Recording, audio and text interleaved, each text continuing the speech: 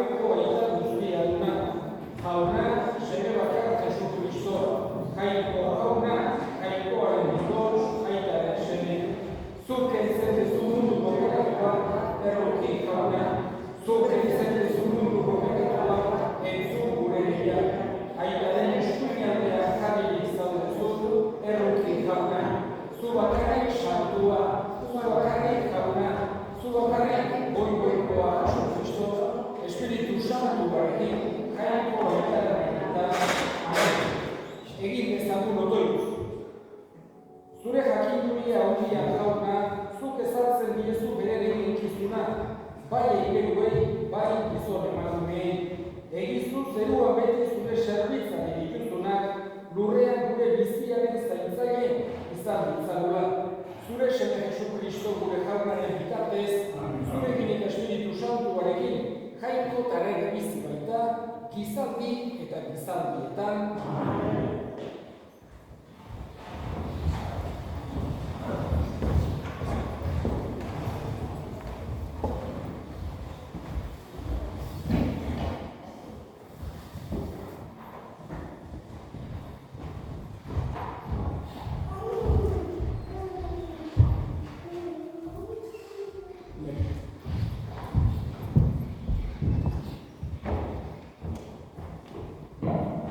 Lectura del libro del Apocalipsis. Se trabó una batalla en el cielo. Miguel y sus ángeles declararon guerra al dragón. Lucharon el dragón y sus ángeles, pero no vencieron, y no quedó lugar para ellos en el cielo. Y el gran dragón, a la serpiente primordial, que se llamaba Diablo o Satanás, y extravía a la tierra entera, lo precipitaron a la tierra y a sus ángeles con él. Se oyó una gran voz del cielo: ya llega la victoria, el poder y el reino de nuestro Dios y el mando de su Mesías, porque han derribado al acusador de nuestros hermanos, al que nos acusaba noche y día ante nuestro Dios. Ellos lo vencieron con la sangre del Cordero y con la palabra de testimonio que dieron, pues no amaron tanto su vida como para rechazar la muerte.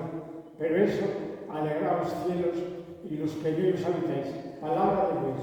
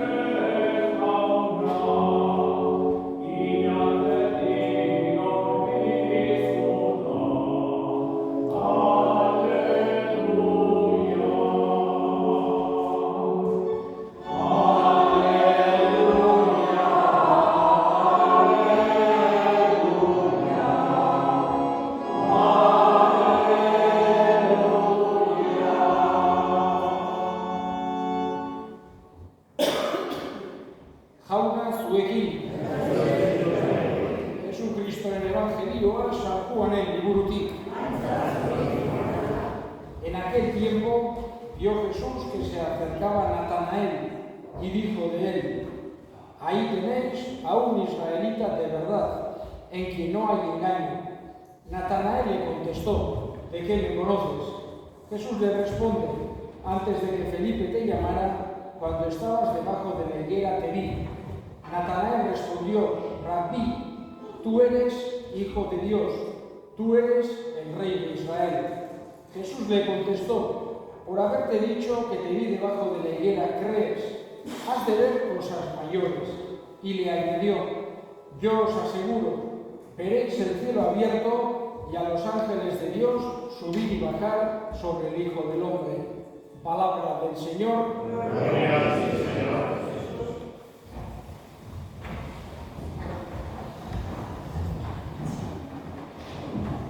Momentu historikoa da urtero, San Miguel gure ingeruaren bisitarena. Pentsatu behar dugu, halako aspaldiko tradizio bat berritzen ari gerala.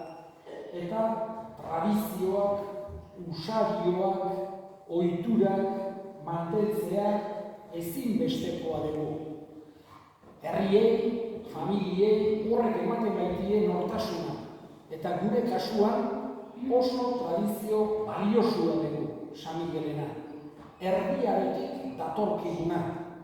Alde batetik oso baliosua da irudia, imagina. Religia izugarria dugu. Hor gurutzea dagoen tokian, linu krutxiz bat, Jesusen gurutzeko ezpal bat. Nafarroako errege batek Jerusalemetik ekarria gurutzada batean. Beste aldetik ere, barunen aspaldiko, erdiaroko egurrezko irudia. Eta enbotorio metalikoa 18. mendean egindakoa da. Horregatik, halako imagina honek balio handia dauka. Eta baita ere, ibilbideak, rekorridoak, esan genezake erdiagoan olako asko egoten zirela. En la Edad Media había una costumbre grande de hacer este tipo de recorridos, de imágenes de santos que acudían a distintos pueblos, etc. La inmensa mayoría de ellas se han perdido. No sé si todos, pero un porcentaje altísimo se ha perdido. Sin embargo, la visita de San Miguel a los pueblos sigue viva. Y ya el siglo XXI ya está casi en el primer cuarto, tirando hacia el siglo XXII, vamos a decir, con provisión de futuro. Viene desde no sabemos exactamente cuándo, pero costumbres medievales que se mantienen, que tienen un valor grandísimo y que tenemos que tratar de mantener como un tesoro grande que tenemos en estos pueblos. Además, precisamente aquí en Muriro, como todo el Valle de Barrao, Araiz e Imoz, viene la semana de Pascua, en el octavario de Pascua. La Iglesia celebra 8 días como si fuera el mismo día, como si fuera el único día de la resurrección de Jesús. Por eso estamos acogiendo a San Miguel en la fiesta más grande que tenemos los cristianos. Y eso es también algo de gran honor y tenemos por eso también que tener una estima grandísima de esta visita, de esta imagen tan valiosa, histórica y vamos a decir así, desde el punto de vista también de reliquia religiosa. Como he dicho, tiene ese pequeño crucis, ese pequeño trocito de la cruz de Jesús. Trajeron un rey de Navarra, de la cruzada, en un cofre de marfil que se conserva todavía, trajo ese trocito de la cruz de Jesús, esa astilla, y está metido ahí dentro. San Miguel, los ángeles tienen 3 funciones. Por un lado, adoran a Dios, por otro lado, nos protegen, nos cuidan y les pedimos siempre protección, y nosotros muy especialmente a San Miguel. Por un lado, porque estamos a la sombra nosotros del santuario de Aralar y por la grandísima tradición que tiene la devoción de San Miguel en nuestra zona. Y le pedimos que nos proteja. Hoxe eskatzen diogu, kantatzen diogularik, gorde, Euskal Herria eskatzen diogu, gure herria, eta Mugiroko herria, eta gure familiak, eta gure pertsona guztiak, eta denak zaindu gaitzala, gorde gaitzala, gaitz guztietatik, gorputz eta harinako gaitz guztietatik. Y la otra función, la tercera función que tienen los ángeles, es la de mensajeros. Precisamente la palabra ángel, en griego, significa mensaje o mensajero. Y los ángeles nos traen mensajes. El nuestro nos trae, por un lado, el mensaje de la Pascua, de que Jesús ha resucitado. Y esto nos tiene que llenar de esperanza y de alegría, digamos que sería el fundamento principal.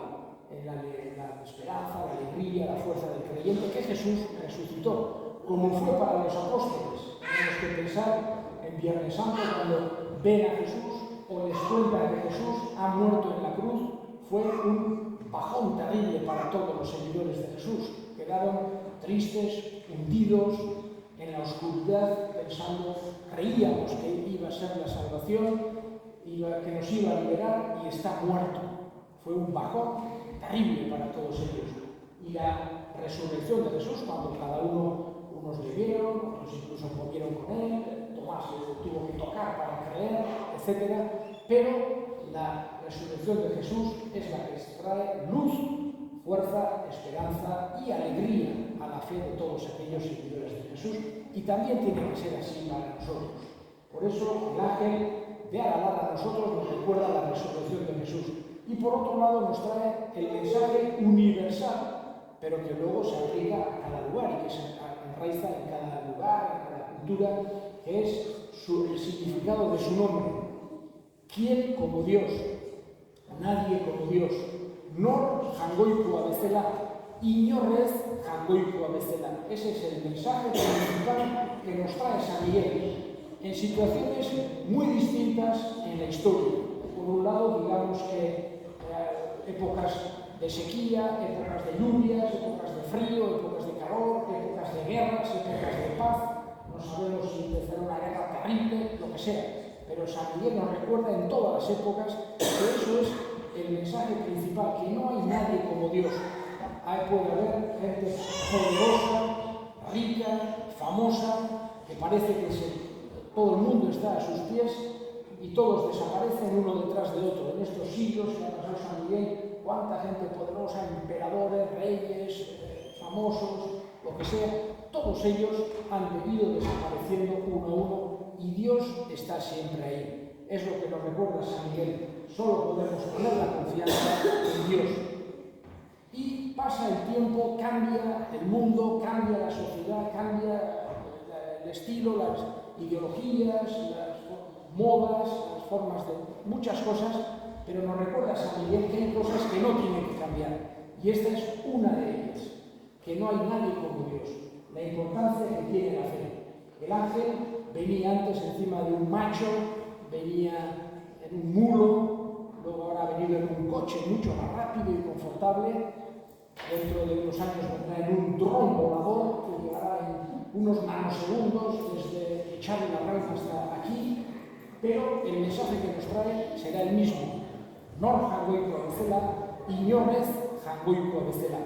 Y para terminar, con vamos a decir, el gran distintivo que tiene la imagen nuestra de San Miguel, porque cualquier otro San Miguel que encontremos siempre lo encontramos con un arma. San Miguel aparece con una lanza, metiendo por la boca del demonio la lanza, o con una espada, amenazándole, con una navaja. Yo lo he visto, pero un moderno podría ir en un tanque, por ejemplo, o podría ir un San Miguel con un bazooka, o con una metralleta, lo que sea. Pero, en cualquier caso, esos San Migueles, que están muy bien, nos quieren representar la lucha con el mal, etcétera, que aparece en el Apocalipsis. Sin embargo, nuestro San Miguel es un San Miguel que va más allá que todos esos. Y no tiene ningún arma. No tiene ni pistola, ni bazooka, ni espada, ni nada este San Miguel.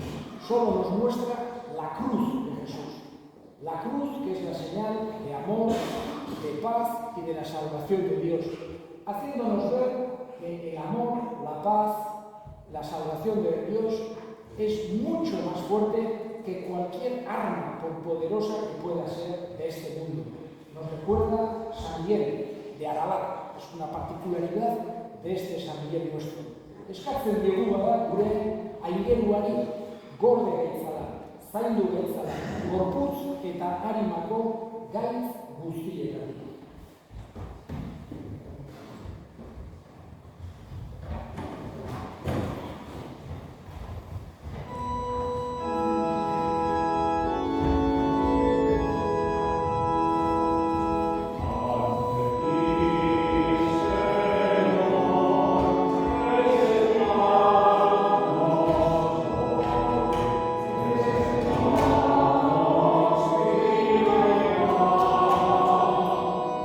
Amen.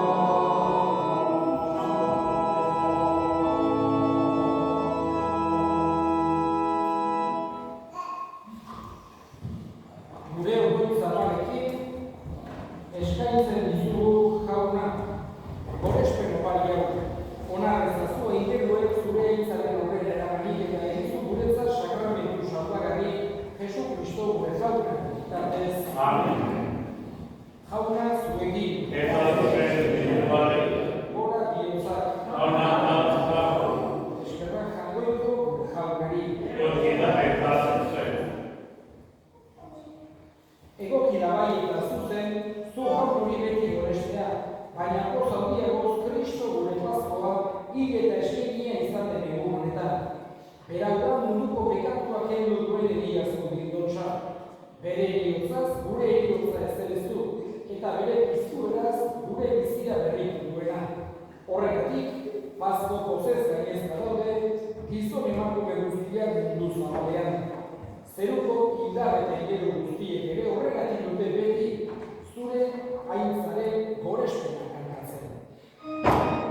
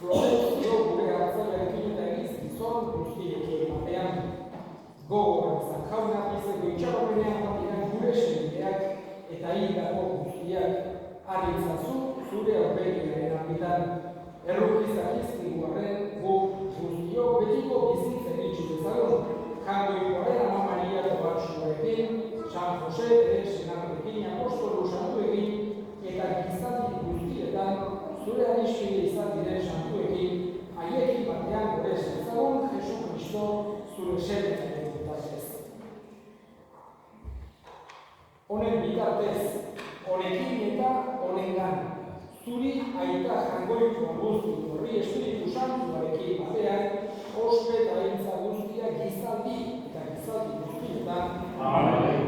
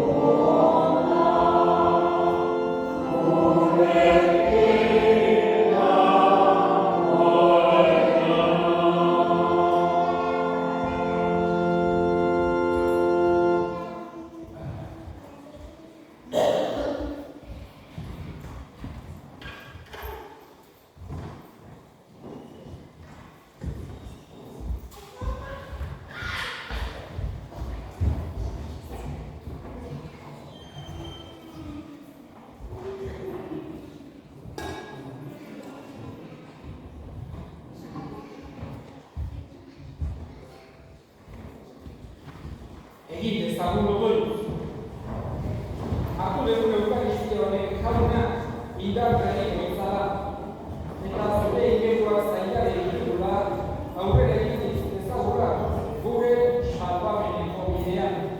Jesu Kristo gure jauna izatez. Jauna zuekin, berika zaitzatela kaiko guztiadunak, eta ikasemeak eta Espiritu Santuak, zoazte jaunaren batean, aleluia, aleluia.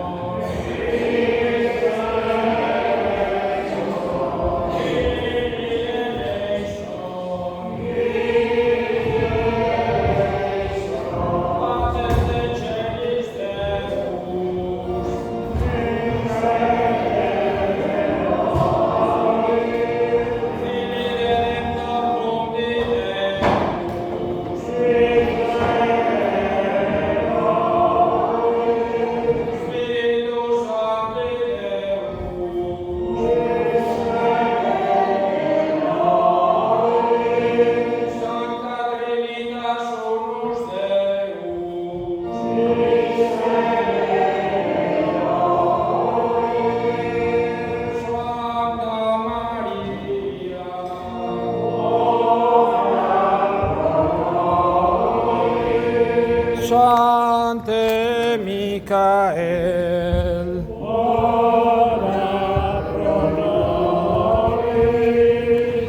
Santa Virgo Virginum, Cámara. Cuidado. Ven, aquí. Perdón.